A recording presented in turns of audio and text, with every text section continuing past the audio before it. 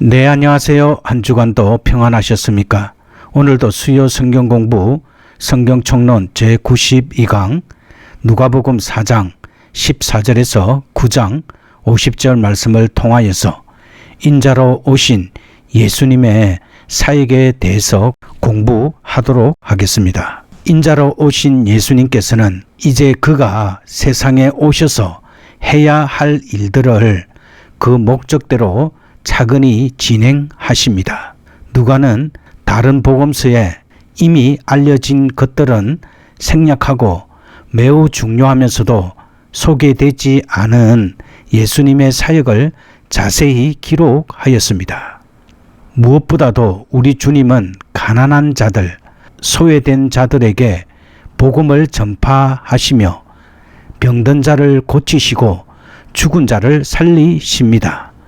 또한 우리 주님께서는 줄인 자들을 넉넉히 먹이시며 결실 없이 수고에 지친 자들을 부르셔서 사람 낚는 업으로 삼으셨습니다.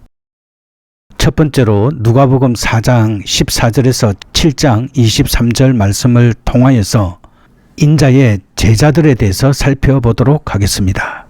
예수님께서는 많은 병자, 귀신 들린 자를 고쳐주시며 게네사렛 호숫가에 이르게 됩니다. 수많은 무리가 밀려들어 한 배에 올라 천국 복음을 가르치셨습니다. 그 배의 주인은 시몬입니다. 그는 밤에 그의 오랜 경력과 기술을 다하여 고기를 잡으려고 무진 애를 썼지만 밤새도록 한 마리도 못 잡는 실패의 현장에 서 있었습니다. 왜 세상 일은 이렇게 피곤만을 안겨주며 결실이 없는 것일까요? 또한 예수님께서는 왜 그러한 실패한 자들을 제자로 부르셨을까요? 우리는 이 말씀에서 이런 질문들을 할 수 있어야 합니다. 결실 없는 수고에 주님께서는 진정한 열매를 주시기를 원하셨습니다.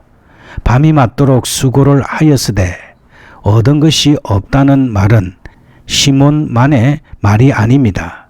현대를 살아가고 있는 기독교 일꾼들에게도 자주 나오는 탄식의 말인 것입니다. 그것은 인간으로서의 모든 전문 지식과 능력을 다 발휘한다 해도 모든 일의 열쇠이신 주님에게 전적으로 부탁하지 않았기 때문일 수도 있습니다. 그럴 때는 피곤과 낙담과 좌절과 열매 없음만이 결과로 주어지게 됩니다.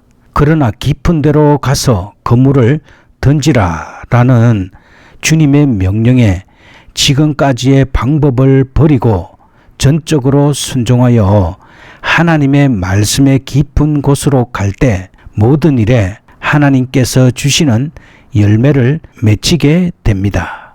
그리고 이 열매 맺힘을 통하여서 예수님께서는 사람 낚는 업으로 그들을 인도하게 됩니다.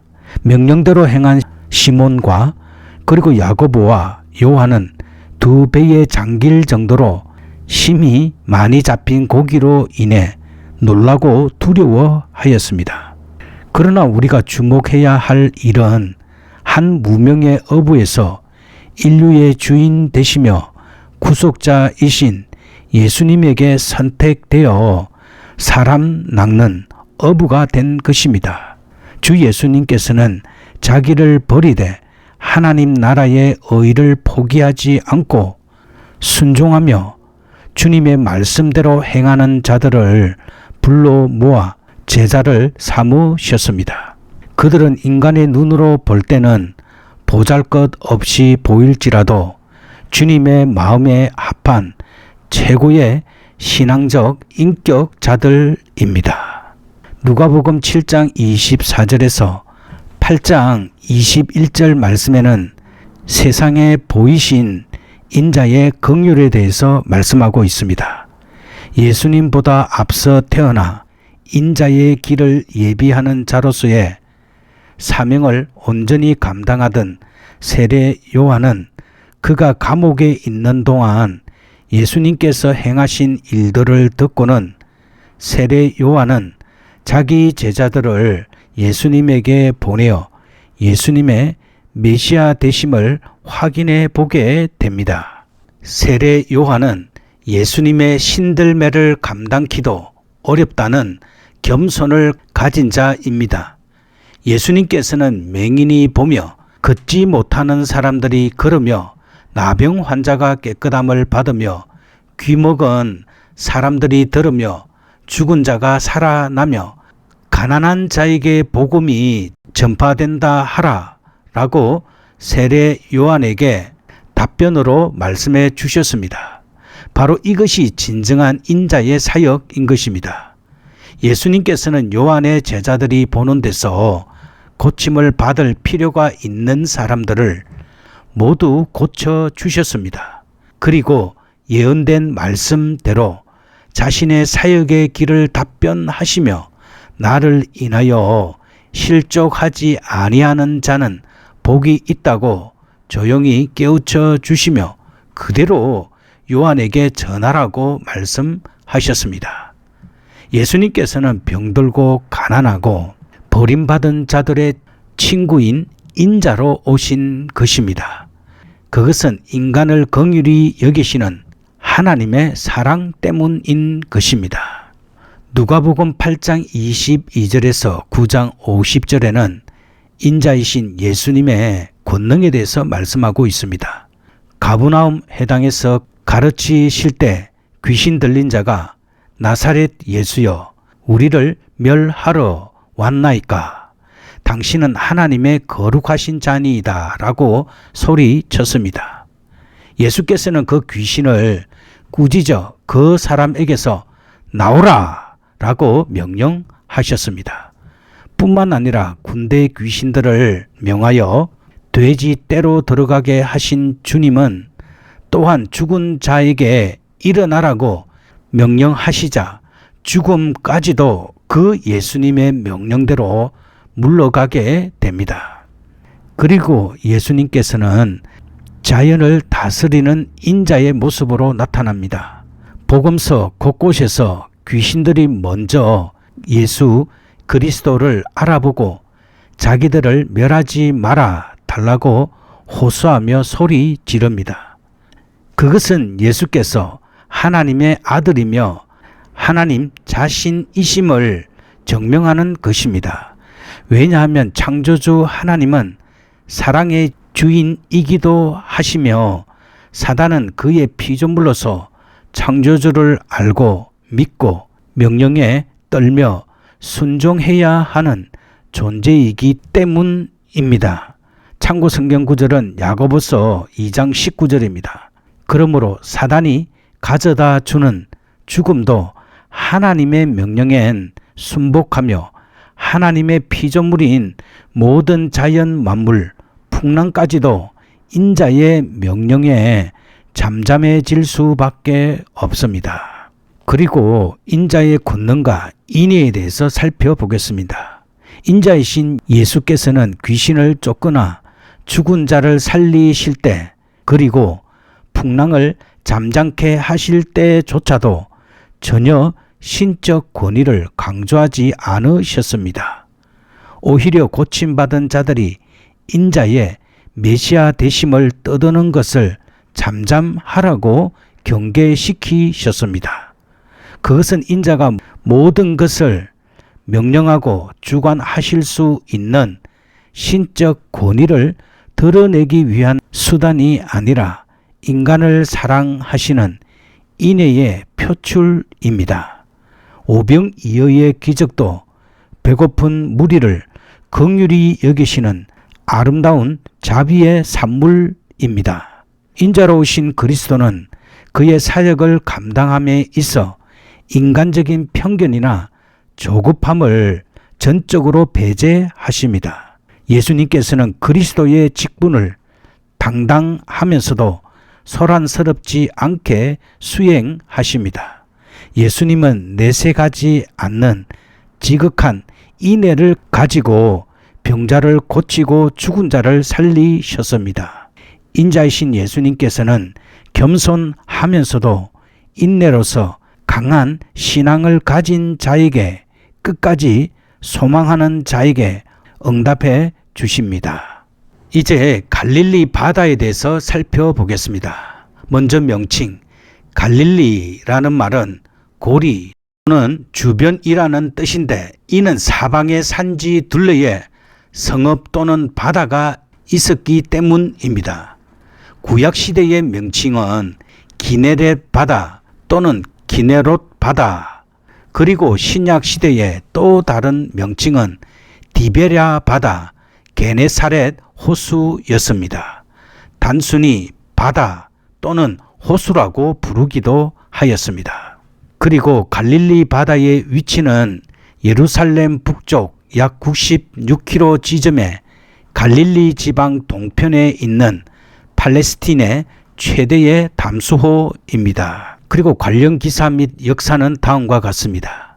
예수님의 공생의 초기 활동은 주로 갈릴리 바다를 중심으로 갈릴리 지역에서 행한 24회의 행한 이적 가운데 18회가 이 바다에서 행해졌습니다.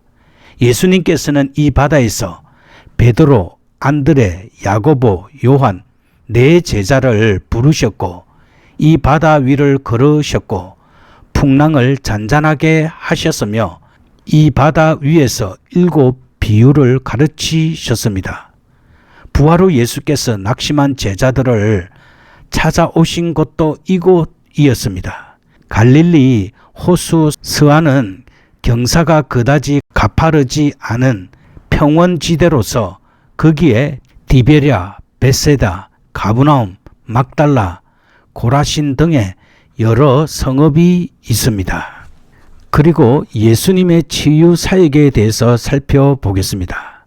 먼저 치유 사역의 목적, 예수님께서 치유 이적을 베푸사 각색 병자들을 고치신 근본 목적은 기타 다른 초자연적인 이적들과 마찬가지로 천지 만물에 대한 당신의 주권과 신적 능력을 보이사 성도들의 믿음을 확고하게 하기 위한 것입니다. 예수님께서 행하신 치유 사역들은 예수님께서 분명히 신적 능력을 소유하신 분이심을 증거하는 것입니다. 예수님께서 자신이 곧 구약에서 예언한 메시아이심을 증거하신 것입니다. 예수님의 치유 사역은 택한 죄인들을 죄와 사망에서 구원하사 천국의 영생 복락에 들어가게 하는 메시아 사역의 본질에 대한 하나의 증거가 됩니다. 예수님의 치유 사역은 궁극적으로 죄인들을 향한 무조건적인 하나님의 사랑과 긍휼의 증거로 주어진 것이기도 합니다.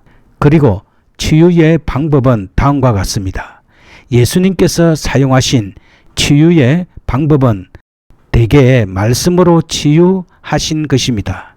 그리고 기타 재료를 사용하시거나 혹은 귀신을 쫓으심 등의 치유 방법을 사용하셨습니다. 이에 예수께서 사용하신 치유의 방법들을 보면 말씀으로만 고치심, 손을 상처 부위에 대심, 귀신을 쫓으심, 손을 만지심, 기름을 사용하심, 상처 부위에 침을 뱉어 안수하심 등이 있습니다. 그리고 이제 치유와 성도의 신앙에 대해서 살펴보겠습니다. 예수님께서는 병자 자신에게 반드시 믿음이 있어서가 아니라 단지 육체의 질병으로 고통받는 자에 대한 긍휼하심 때문에 치유를 베푸신 경우도 많이 있습니다. 오히려 하나님의 크신 은총과 사랑 때문에 치유 받을 수도 있음을 보여줍니다. 예수님의 치유 사역에 대한 성경의 기록들을 통해 우리는 죄인들을 향하신 하나님의 극진하신 사랑을 새삼 가슴 깊이 새기게 됩니다. 이제 가브나움에 대해서 살펴보겠습니다. 먼저 명칭, 헬라어 카페르나움은 본래 마을 동리, 촌 등을 뜻하는 히브리어 케파르와 나훔, 이런 인명이 결합된 명칭으로서 곧 나훔의 마을이라는 뜻입니다. 위치는 고고학적 발굴의 결과 가브나움의 위치를 카메르벳 미니에에서 동북쪽으로 약 4km 떨어진 텔훔으로 추정하고 있습니다. 그리고 관련 기사와 역사는 다음과 같습니다. 가브나움은 북부 요단강을 횡단하는 동서무역로상에 위치한 갈릴리 지역의 주요 성읍으로서 일찍부터 번성하였습니다. 예수님께서는 공생의 초기 나사렛을 떠나 이곳 갈릴리 해변의 가브나움을 전도 사역의 근거지로 삼으셨습니다. 베드로와 안드레의 집이 이곳에 있었습니다. 또 이곳 세관에 있었던 알페오의 아들 레위 즉 마태를 제자로 삼으셨습니다. 가브나움은 많은 기적을 베푸신 곳으로 또한 유명합니다. 요한복음 6장 16절에서 59절의 가르침을 비롯하여 많은 설교와 교훈이 이 회당이나 그 밖의 지역에서 행하여졌습니다. 영적인 교훈은 다음과 같습니다. 많은 기적과 가르침이 베풀어졌음에도 불구하고 가브나움 성읍 주민들이 복음을 받아들이지 않자 예수께서는 이 성읍에 철저한 멸망을 예언하셨습니다.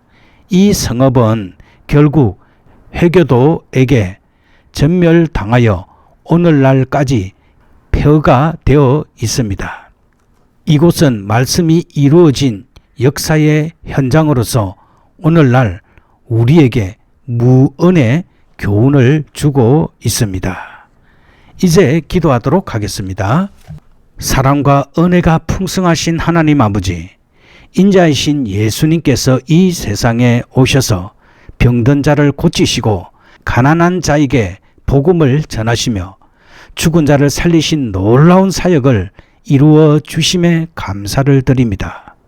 주님, 우리도 결실 없는 수고와 실패 속에서 시몬 베드로처럼 주님의 말씀에 순종하여 깊은 곳으로 나아가게 하시고 사람을 낚는 제자로 살아가게 하여 주시옵소서.